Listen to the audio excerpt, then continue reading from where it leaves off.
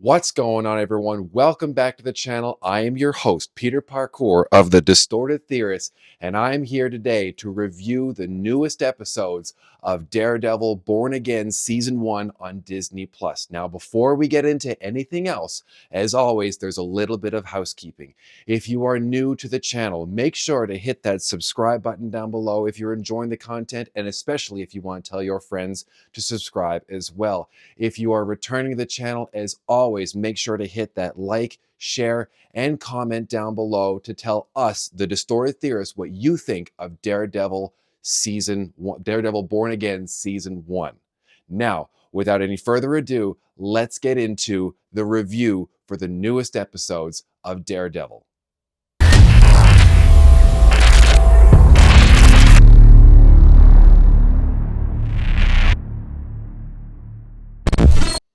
Welcome back. Now, what you'll notice in a couple of these videos going forward is that the intro is going to remain the same for the entirety of this series, but my outfit and the lighting and all this stuff is going to change because, through the magic of editing, I only have to film one intro, but I've got to film like 8 different episodes. So anyways, today will be a little bit of a longer episode because I'm going to be talking about the premiere episodes, plural, of Daredevil Born Again Season 1. So that's episodes 1 and 2. Disney were very kind to drop 2 episodes as the premiere to the season.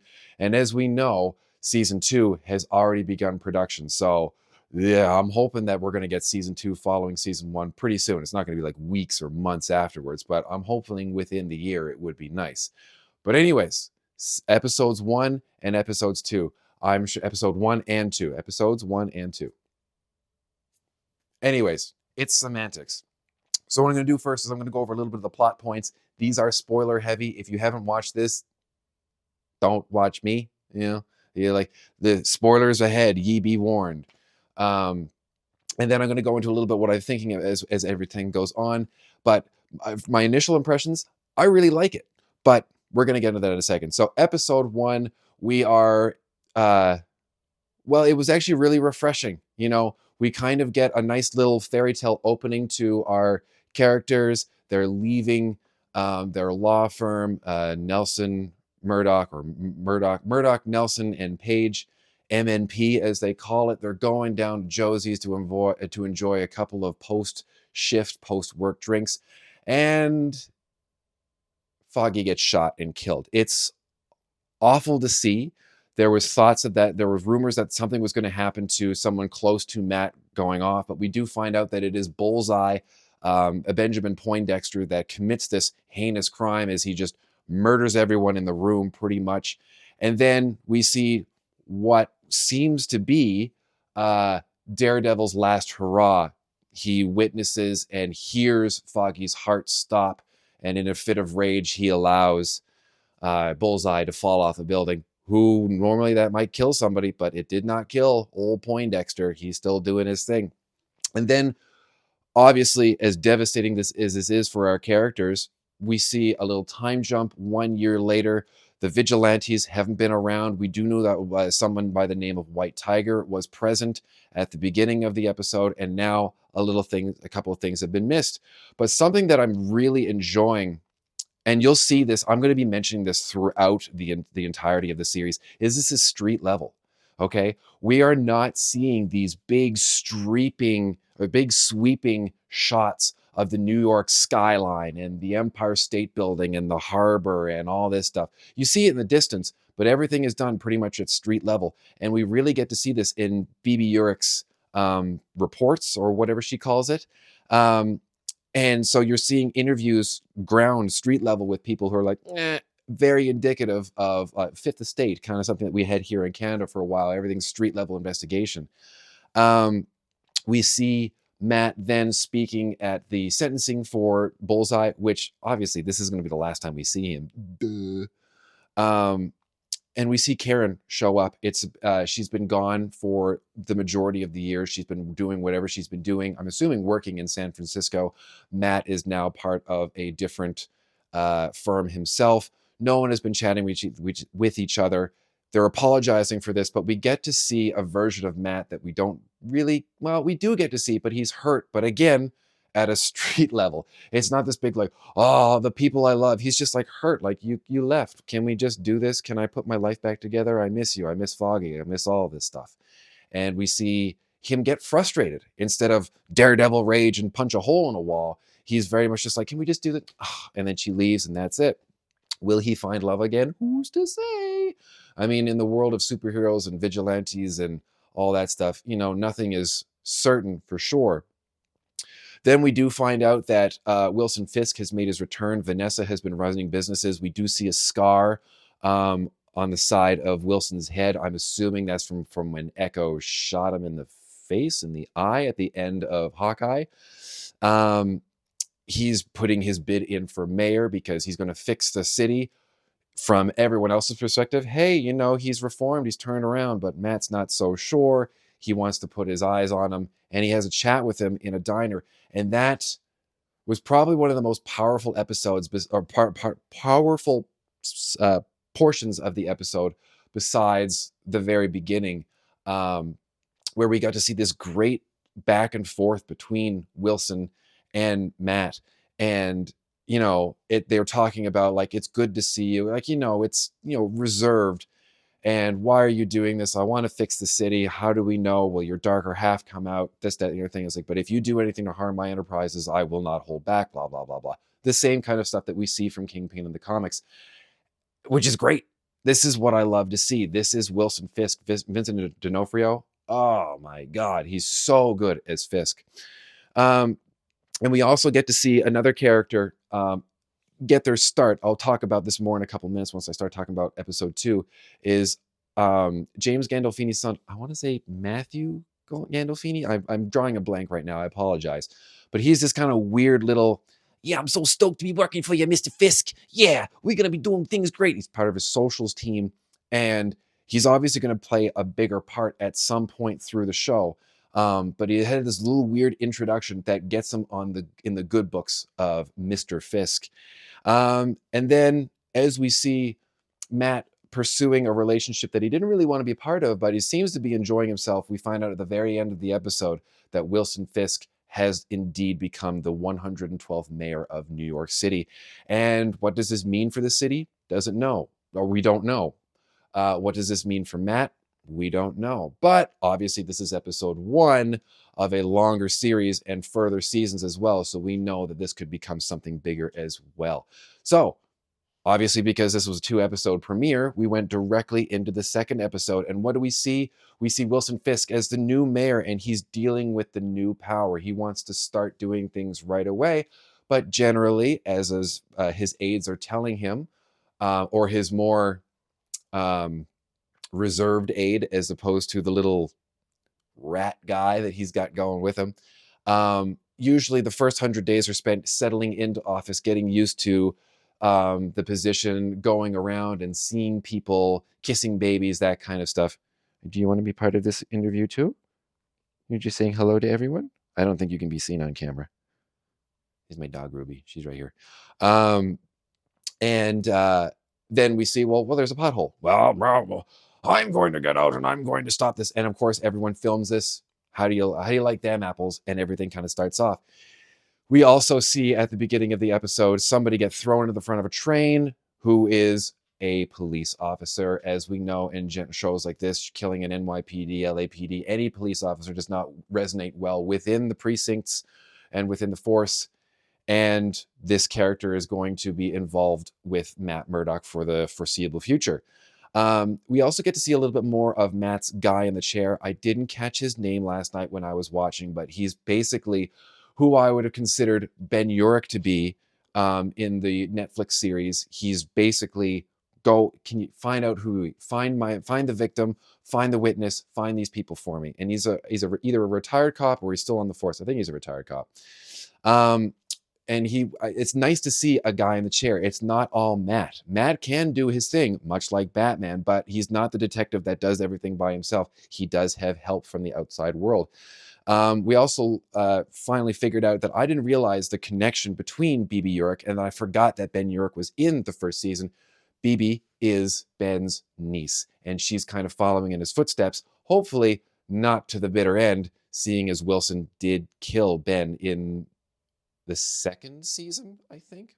It might have been the third season. I'm not sure. And she asks a couple of questions, kind of does the whole like, I am a junior reporter kind of thing. And then she asks the one question that she probably shouldn't have asked, relating to why is there an absence of your wife, Vanessa Fisk? And he shuts right down. That's enough. See you, bye. And Gandolfini's character then goes, just like, I'm so sorry. His motives aren't present yet, but I bet you they're going to come up very soon because they're showing more of him and his kind of weird mentality. We also see Matt's partner, I don't want to say girlfriend, but lady that he is dating. Her book, Live Without Fear. I thought that was a kind of, I don't know if it was an intentional nod, but it was a nice little Easter egg, or at least just a happy circumstance or happenstance to the fact that Daredevil is the man without fear, and she wrote a book called Living Without Fear as a therapist. I thought that was kind of cool. We then find out as the episode progresses that the man that Matt will be defending is none other than the White Tiger himself, which apparently becomes well known near the end of the episode. I didn't think they were going to reveal that. I thought he was going to keep that a secret, but this dude is the I can't remember his name, Torres. He's the White Tiger. He did not have my amulet, which gave me my powers. So again, powers are still present. Yes, we know this is part of the MCU. This is the the MTVU, whatever you want to call this. And but powers are still present. This is, I'm the Daredevil. I've got my heightened sense of whatever I've got through training and everything from Stick. And now we've got the White Tiger, who has a power enhancing, strength enhancing amulet. And it's cool that we're getting other people into this now. We had Bullseye, and now we've got Kingpin as always, but now we've got White Tiger, which I'm not familiar with the original White Tiger. I am somewhat familiar with, I believe it's his daughter, who does help out or work alongside Spider-Man in some of the newer comics. Wilson does appear at the funeral, following the funeral of the slain cop, to which the commissioner says, I don't like you. It's my personal goal to get you out of office within a month. You'd have the shortest term. We then kind of a flip-flop. He comes in. I missed a little bit of the dialogue, so I don't know if there was a lean on the commissioner or if he said something along the lines of, like, I'm just going to resign. I don't want anything to do with you. He comes in to hand in resignation. So that was a bit unexpected for me, but it's clear that Wilson has some dirt on him relating to his a love child, a child out of wedlock. So he stays on. He's not going to get overtime. He's not going to get extra cops, and he's not going to get a pay raise. Interesting. But then the end of the episode was something that I kind of was very happy to see. I was hoping that this wasn't going to be the super slow start that it seemed to be, and it wasn't. We got to see Matt tailing the surviving cop from the incident. Clearly, there's a little more to this as to why someone was being roughed up, and he follows him. He realizes that the witness has been found and is most likely going to be killed. He rescues him, tells him to hop into Urich's car, and then he proceeds to absolute beat the shit. I don't know if he kills them. It's not clear, but he definitely seems to remove somebody's arm and then throw somebody neck first into the floor. They're not moving afterwards, but we got to see that unhinged, darker half of Matt Murdock. We got to see the Daredevil come out, the man without fear, and it was amazing to see. I did cheer at when the grunt's forearm is snapped and you see the blood. I was like, oh, it worked so well, and I can't wait to see more of that. That was an extremely long and winded plot summary. I do tend to ramble. I apologize if you did stick around. I'm so happy that you did. But this, the first two episodes were very different. We got to see a version of New York along with Matt that was somewhat healing on its own, unassuming of the danger looming in the background, because again, we're seeing it from Matt's perspective. Stop licking. Stop it. Sorry. And we got to see those shots almost out of focus. Matt walking along the street, the slow motion, he's taking everything in with his senses. You see that shot of the Charger or the Mustang rolling up, and then the newspaper slaps down with Fisk running for mayor. And yeah, we get to kind of see him, like life seems to be almost moving in slow motion for him, and it's just the bigger picture is there, and he's just a small part of it. And then the second episode is more so, okay, now we're getting going, we're starting to cook, we're starting to see the underpinnings of what's going to be going on. Wilson Fisk obviously is not a man that is all there. We get to see at the very end of the episode, or close to the end of the episode, sorry, the therapist that will be helping himself and Vanessa getting back together is none other than Matt's boo. So will she get involved in some way? Will she get in too deep? Will she disappear? There's a reason that she was introduced, and something tells me that she's going to be the next, which is going to send Matt over the edge. Did we get to see Daredevil at the very beginning? We got to see those very slick, no cut shots, no breaks or anything like that from the beginning when Bullseye is entering Jussy to commit his genocide, his mass murder. Now, it was clever. There were a couple of cuts that could have been made there. My wife was like, "Doctor, did you realize this was one shot that wasn't done?" And I agreed with her.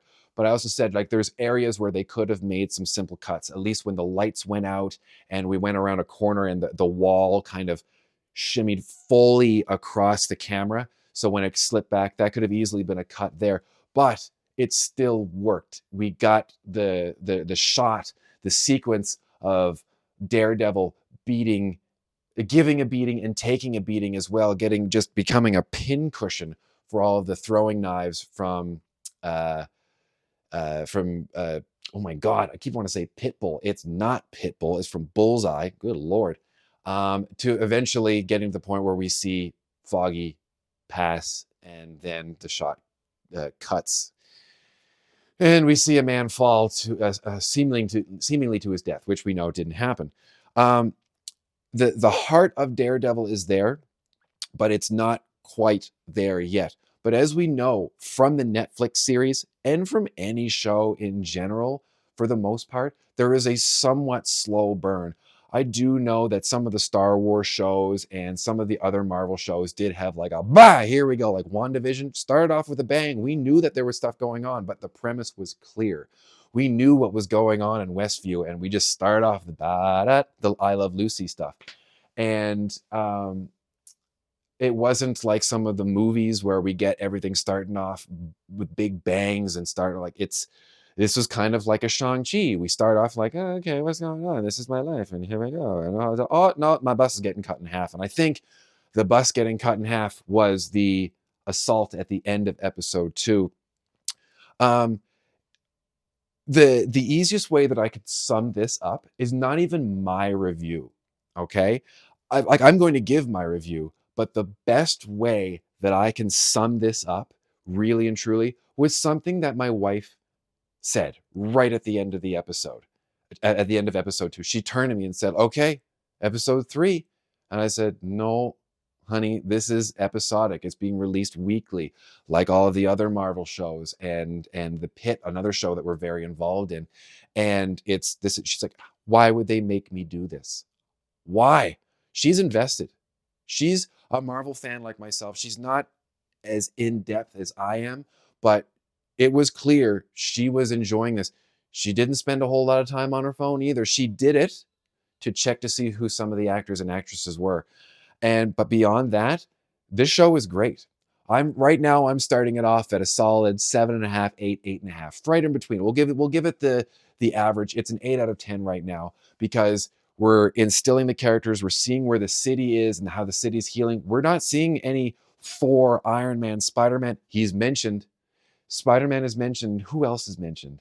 There's Daredevil is mentioned with Wilson. He mentions it mentions Punisher and he mentions Spider-Man, which I thought was great because, again, these are street-level heroes. We've got the street-level vigilantes of Daredevil and Punisher, who John Bernthal is in this show. I thought he was supposed to show up in episode 2. Clearly, I was wrong. So he's got to make his appearance at some point. And Spider-Man was mentioned. If we get Tom Holland Spider-Man in some way, I don't care if he doesn't take the mask off and we don't see Tom Holland. I'm okay with if Spider-Man swings in for a fight near the end and you just hear Tom Holland's voice through the mask. I don't care about that. If I saw that, that would be amazing. But I'm thoroughly enjoying the show. It's not quite art yet, but the storytelling is there. I'm just hoping that this does pay off, but clearly Disney and Marvel execs were impressed because season 2 has already been ordered and has started production. There's rumors flying around. One is confirmed because it actually has come out as everything, that Matthew Lillard has been confirmed as a cast member for season 2. People think that he's going to be Stiltman. I don't care who he is because I think he's great. He's a chameleon. He works so well across everything. He's returning for Scream. He was always in, well, he's in the first Scream as well. He's friggin' Shaggy. He's in Five Nights at Freddy's, which I haven't seen, but he was the big pull for that. And he's been in so many other things too. Like, oh my God, I can't remember the Punk movie. Oh my God. I keep wanting to say CM Punk, but that ain't it. But anyways, he's been great in that stuff. And there's been rumors that, oh my God, I can't remember her name, but Jessica Jones, she's in New York currently, and she posted a picture of her, and people think, oh, is Jessica Jones going to make an appearance? But she's also filming something else that's pretty big. It's not Severance. There's something else that's big and being filmed in the same time. So it could be that, but speculation is going to run rampant. So I've ranted quite some time. I talked more about the plot summaries. These are going to get a little bit shorter and more concise, and I want to talk more about the art, but I'm running out of time because I know a lot of you aren't going to stick around for this amount of time. But this was special. This was 2 episodes, so I wasn't gonna do it in 2 because I'm lazy. But regardless, 8 out of 10, solid start to the season. I'm invested. My wife is very invested. Charlie Cox killing it as Matt Murdock. We saw a little bit of Karen Page making her return. Vincent D'Onofrio, Kingpin, Wilson Fisk, love it. White Tiger, great. I can't wait to see where this goes. And we saw the return of the darker half Daredevil at the end of episode 2. Is he going to don the suit? Are we going to see multiple suits? I hope we do, because some of the trailers showed a whole bunch of different helmets. But that's all I'm going to say about that. I want to thank you for sticking out for this long. I'm sure we're getting close to 20 minutes now, if not more. But if you did stick around over it, kudos to you. Give yourself a cookie, pat on the back, do whatever you want to do. Give yourself that sweet treat. So before I sign off, thank you for sticking around. If you did enjoy this extremely long-winded video and you're new to the channel, make sure to hit that subscribe button, because I'm going to be talking more about the Man Without Fear, Daredevil, in Born Again Season 1 as the season progresses. If you are returning to the channel, tell me what you thought about the first 2 episodes, where you think this is going to head. Make sure to hit that like button and share this to all your friends, because we want more people to join the Distorted family. So with that, I am Peter Parkour of the Distorted Theorists, and like we always say around here, keep it real.